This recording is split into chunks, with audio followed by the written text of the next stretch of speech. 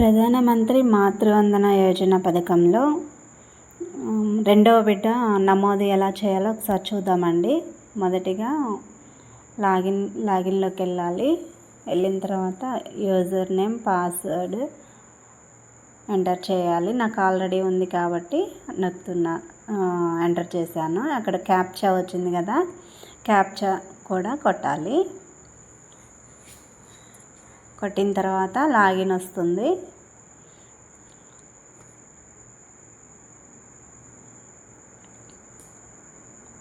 Login అయిన తర్వాత verify OTP వస్తుందండి. వెరిఫై చేయమంటుంది, వెరిఫై అవుతుంది. అక్కడ ఓటీపీ వస్తుందండి. ఓటీపీని ఎంటర్ చేయాలి.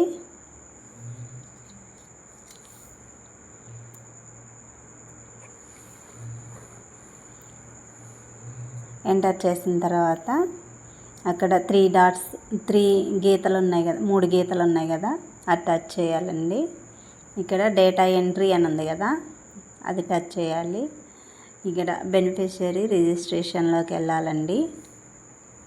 నేను ఇప్పుడే రెండో బిడ్డని నమోదు చేస్తున్నాను. ఇక్కడ మొదటి బిడ్డ అని ఉంది కదా, అది తీసేసి రెండో బిడ్డ ఆడబిడ్డ అని పెడుతున్నాను. తర్వాత ఇక్కడ జీవించి ఉన్న పిల్లల సంఖ్య అని అడుగుతుందండి. 2 పిల్లలండి వాళ్ళకి వేసాను. ఇక్కడ ఆధార్ కార్డు ఉందా అంటే అవును అన్నానండి. ఇక్కడ చిన్న బాక్స్లో టిక్ పెట్టాలి. ఇక్కడ మనకి ఎవరైతే బెనిఫిషరీస్ ఉన్నారో ఆమె పేరు ఆధార్ కార్డులో ఎలా ఉందో అలాగే రాయాలండి. సేమ్ అలాగే రాయాలి.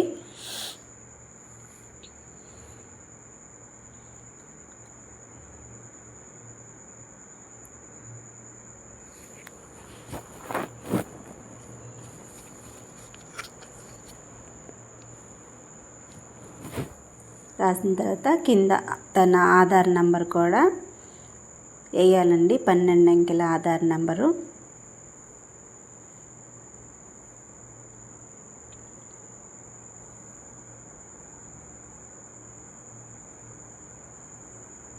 వేసిన తర్వాత డేట్ ఆఫ్ బర్త్ అడుగుతుంది. డేట్ ఆఫ్ బర్త్ కూడా ఆధార్ కార్డులో ఎలా ఉందో అలాగే వేయాలండి.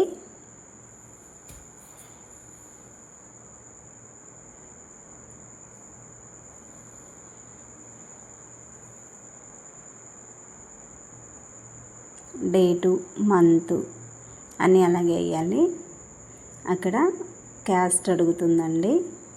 అదర్స్ అని పెట్టాలి. ఎస్సీ ఎస్టీ అయితే అదే పెట్టాలి, లేకుంటే అదర్స్ అని పెట్టాలి. మొబైల్ నెంబర్ అడుగుతుందండి. మొబైల్ నెంబర్ వేయాలండి.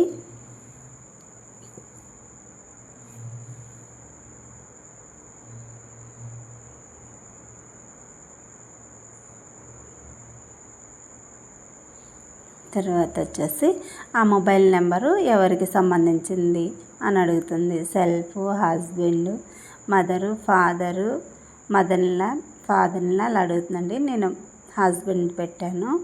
ఇక్కడ ఆ బెనిఫిషరీస్కి ఎలాంటి అర్హత ఉంది అంటే నేను వైట్ రేషన్ కార్డు పెట్టానండి. వైట్ రేషన్ కార్డు నెంబర్ అడుగుతుంది. ఇక్కడ అది వేశాను.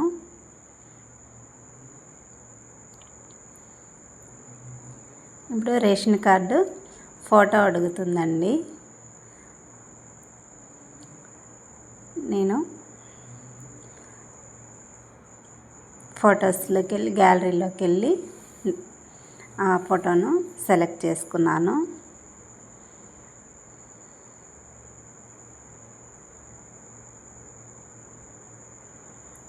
ఇక్కడికి వచ్చేసింది చూడండి. తర్వాత వచ్చేసి ఎంసీపీ కార్డు 12 అంకెల నెంబర్ ఉంటుంది కదా, అది ఎంటర్ చేయాలండి. ఇక్కడ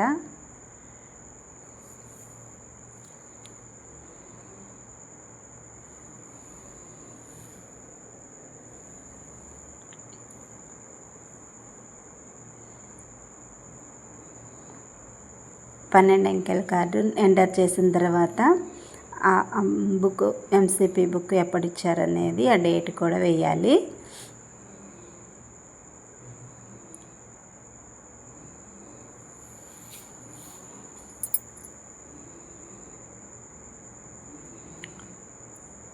తర్వాత ఎంసీబీ కార్డు ఫోటో అడుగుతుందండి. అది కూడా ఒకసారి నేను కెమెరాలోకి వెళ్ళి తీద్దామని చెప్పి తీసానండి. కెమెరాలో తీసుకోవట్లేదు. మళ్ళీ బ్రౌజర్లోకి వెళ్ళి మళ్ళీ క్లిక్ చేసి తీసుకున్నాను. అప్పుడు తీసుకుంది. ఎల్ఎంపి డేట్ అడుగుతుందండి. ఎల్ఎంపి డేట్ వేయాలి.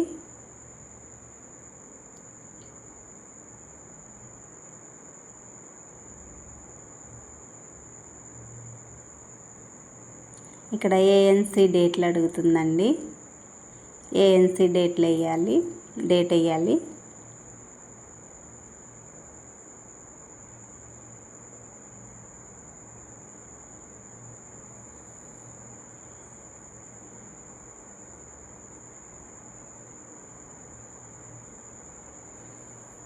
తర్వాత బిడ్డ పుట్టిందా అంటే అవును అని అక్కడ ఉంది కదా, అలాగే ఉంచండి. బిడ్డ పుట్టిన తేదీ అండి.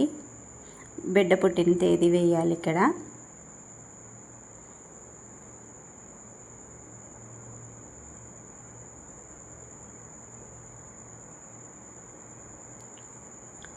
ఇక్కడ వచ్చేసి పుట్టిన పిల్లల సంఖ్య అంటే ఇక్కడ ఒకళ్ళ ఇద్దరు కాన్పులు అంటే ఒకళ్ళని వేయాలండి. ఒకవేళ ట్విన్స్ ఉంటే 2 వేయాలండి. అది ఇప్పుడు మళ్ళీ కింద గవర్నమెంట్ ఏ హాస్పిటల్ అంటే గవర్నమెంట్ హాస్పిటల్ అండి.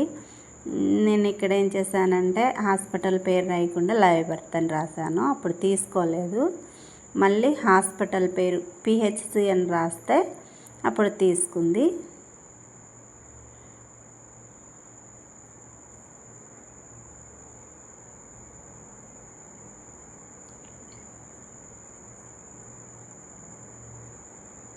ఇక్కడ చూడండి రెడ్ కలర్లో పడింది. మళ్ళీ తీసేసి పిహెచ్సి అని రాశాను. అప్పుడు తీసుకుంది. ఇక్కడ మనకి పురుషుడా స్త్రీ అని అడుగుతుంది కదా, మనం స్త్రీ అయితేనే మనం ఎంటర్ చేస్తాం కాబట్టి స్త్రీ అని టచ్ చేయాలండి. ఇక్కడ జేఎస్ కింద ప్రయోజనం పొందారా అని అడుగుతుందండి. లేదు. ఎంసీపీ కార్డు నమోదు చేయబడిందా అంటే అవును అండి. టీకాలు మొదటి టీకా వేయించారంటే పుట్టిన బీసీజీ టీకా ఉంటుంది కదా, అది ఎంటర్ చేయాలండి. పుట్టగానే వేసేది.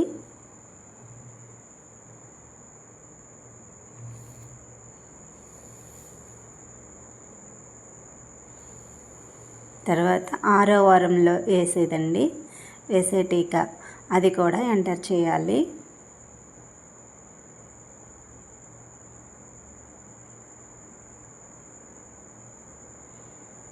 తర్వాత 10వ వారంలో వేసేది కూడా ఎంటర్ చేయాలి.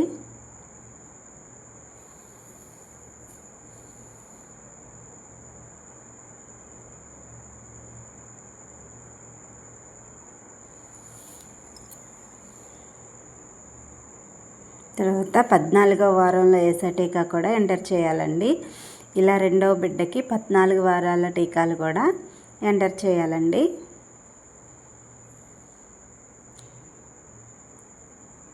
ఇక్కడ వచ్చేసి ప్రస్తుత చిరునామా అడుగుతుందండి. మంది ప్రాంతం గ్రామీణ అర్బన్ అని అడుగుతుంది. ఇక్కడ చిరునామా అన్న కూడా మన ఊరి పేరు రాయాలండి.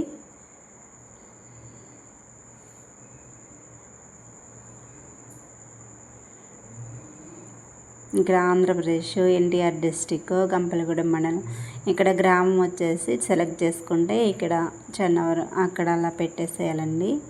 తర్వాత పిన్ కోడ్ అడుగుతుంది. పిన్ కోడ్ వేయాలండి కంపల్సరీగా. అది వేసిన తర్వాత సబ్మిట్ కొట్టాలి. సబ్మిట్ కొట్టిన తర్వాత ఇక్కడ చూడండి మనకి ఇక్కడ ఫేషియల్ రికగ్నైజేషన్ లేదని అడుగుతుంది కదా,